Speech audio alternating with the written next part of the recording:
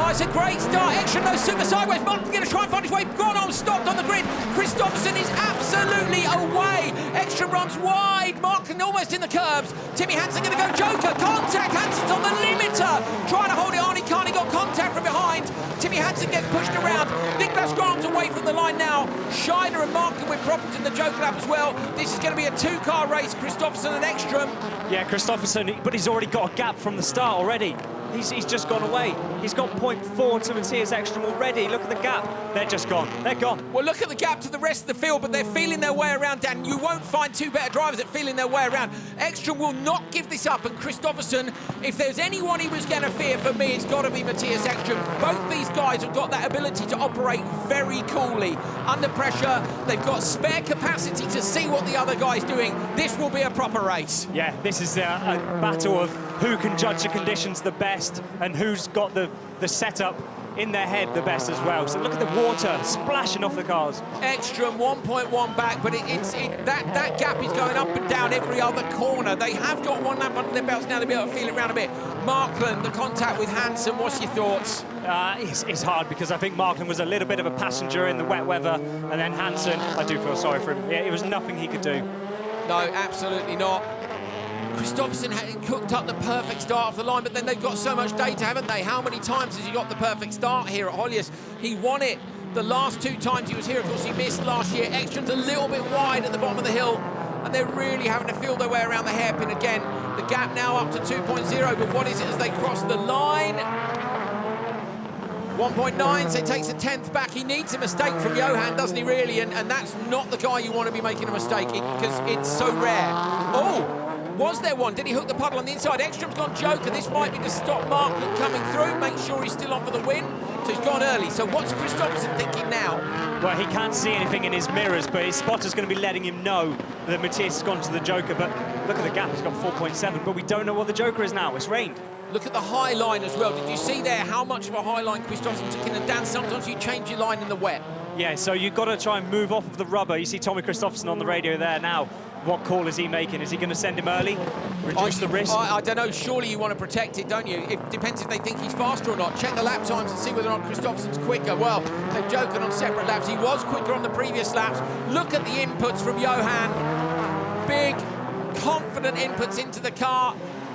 And they don't go Joker, and that is the confidence of 20 wins at this level. Yeah, and well, he had the pace before Matthias went into the Joker lap, didn't he? So they knew they were kind of there or thereabouts. I'm just going to look at the next sector, see, so 18 seconds for Kristoffersson.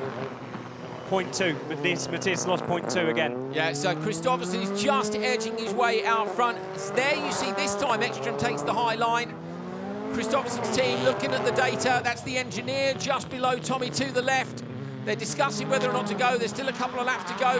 I think go early, Dan. Why leave it till the last lap? But then they want to guarantee the gap is big enough that he doesn't come out and have to merge side by side. Yeah, but I think he's definitely got the gap, and because he's not driven the Joker lap yet, what if he makes a mistake in the Joker? Then he makes a mistake almost in turn one. He's going to go Joker this time. Carries a bit more speed through because he knew he was going Joker. Looks like the engineer and Tommy got together and said, let's do it now.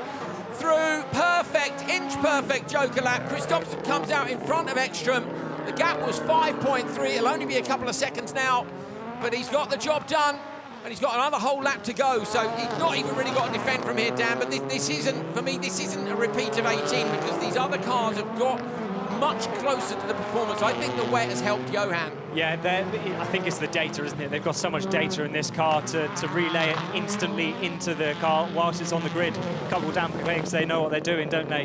Whereas, you know, some of the other guys don't quite have that much behind them. Matthias, we know the car's changed because it's on the pace of the Polo in the dry, so there are changes to the car, and they probably don't have the data from the wet, the KYB dampers. They'll be working on it, but an absolute masterclass. If you were in any doubt as to how good this guy is, he's been made to work for this today. Yeah, it's not all gone his way. He's had to fight in the qualifying sessions, and, well, Gronholm was right with him in the semi-final, but I think the rain has really helped him here.